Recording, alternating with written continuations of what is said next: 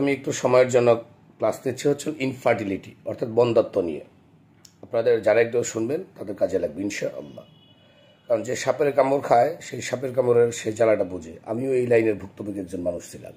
সেই কারণে এমবিবিএস হয়ে অনেক কিছু করা যায় যদি সে পড়াশোনা করে, স্টাডি করে। এখন আমরা দেখতে পাচ্ছি আমাদের দেশের সবচেয়ে বড় একটা রোগ দেখা যাচ্ছে, সেটা হচ্ছে এই বন্ধ্যত্ব।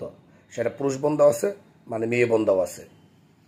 এই বন্ধ্যত্ব রোগী কাকে বলে? বন্ধ্যত্ব রোগী আমরা বলবো স্বামী স্ত্রী 1 বছর পাশাপাশি থাকার পরে, যদি 1 বছর একত্রে বসবাস করার পরেও যদি তাদের বাচ্চা না হয় তাকে বন্ধ্যত্ব বলে।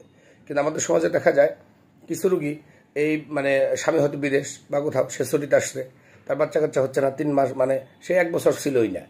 তাহলে 1 বছর যদি স্বামী স্ত্রী পাশাপাশি না থাকে তাহলে তার কিন্তু সে কিন্তু বন্ধা না, পুরুষ বন্ধাও না, মহিলা বন্ধাও না। তাহলে দেখেন আমরা এই ভুল, আমার কাছে অনেক রোগী আসে এই সমস্ত বিষয় নিয়েও, আর এগুলো নিয়ে আমরা ডাক্তাররা তাদেরকে ঠিকমতো গাইড দিই না। তাহলে আমরা তাহলে বন্ধ্যত্ব কাকে বললাম? স্বামী স্ত্রী একত্রে 1 বছর থাকার পরে যদি তার বাচ্চা কাচ্চা না হয় তখন তাকে বন্ধ্যত্ব বলে। কারণ এই অবস্থা যদি হয় তাহলে আমাদের করণীয় কি? এই অবস্থা করণীয় হলে আমরা জাস্ট হলো পুরুষের ক্ষেত্রে আমরা জাস্ট তাদের ক্ষেত্রে একটা বীর্য পরীক্ষাটা করবো, সিমেন অ্যানালাইসিসটা করবো। আর মহিলাদের ক্ষেত্রে হলো আমরা তার হরমোনটা দেখবো। বিশেষ করে আমরা শুধু ওই FT4 আর TSHটা দেখলেই হয়। তারপর আমরা যদি আরও কিছু দেখতে চাই, যারা গরিব মানুষ আপাতত এই দুইটার জন্য বেশি দায়ী, তারপর আপনারা যে লিটিনেজ LH FSH, এগুলো করতে পারেন। কিন্তু প্রাথমিক পর্যায়ে আগে দেখেন না এগুলো। প্রাথমিক পর্যায়ে এটা দেখার পরে আর একটু আলট্রাসোনোগ্রাফি করে দেখেন তার ওভারিটা ভালোভাবে খেয়াল করেন, বা TBS করে দেখেন, TBS করে দেখেন যে তার ওভারিটা ঠিক আছে কিনা বা জরাইটা ঠিক আছে কিনা। তাহলে এই জরাই আর ওভারি যদি ঠিক থাকে তাহলে আলহামদুলিল্লাহ, হ্যাঁ।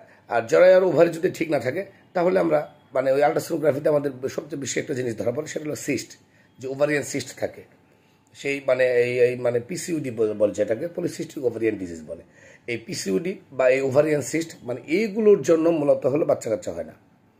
আর ছেলেদের ক্ষেত্রে যে বাচ্চা কাচ্চায় যে একটু শুক্রাণু দুর্বল থাকে অথবা তাদের শুক্রাণু পরিমাণ কমে যায়, এর একমাত্র কারণ হচ্ছে স্ট্রেস, মানসিক চাপ।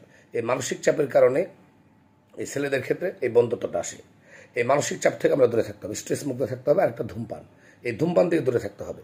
তাহলে এলে কোনো বন্ধ্যত্ব কিছুই না। আর মেয়েদের ক্ষেত্রে দেখবেন তারা যে বিয়ের সাথে পরে 2 বছর পরে বাচ্চা নেওয়ার কথা নিবে না, হ্যাঁ, তারা নেবে 5 বছর পরে বা 3 বছর পরে, 4 বছর পরে, নিয়মের বাইরে চলে যাবে। নিয়মের বাইরে চলে যাওয়ার কারণে তাদের এই ভূভান্তিগুলো ঘটতে থাকে। অতএব আর এই মেয়েগুলো কী করে? বেশি বেশি খায়, এই খেয়ে খেয়ে কী করে? তলপেটে মোটা বানায় ফেলায়, চর্বি হয়ে যায়। সেই কারণে যদি আমরা এখান থেকেই করি তাহলে এদেরকে চিকিৎসার মধ্যে একটাই, আমরা আলট্রাসোনোগ্রাফি করবো আর হরমোন পরীক্ষাগুলো করে দেখবো।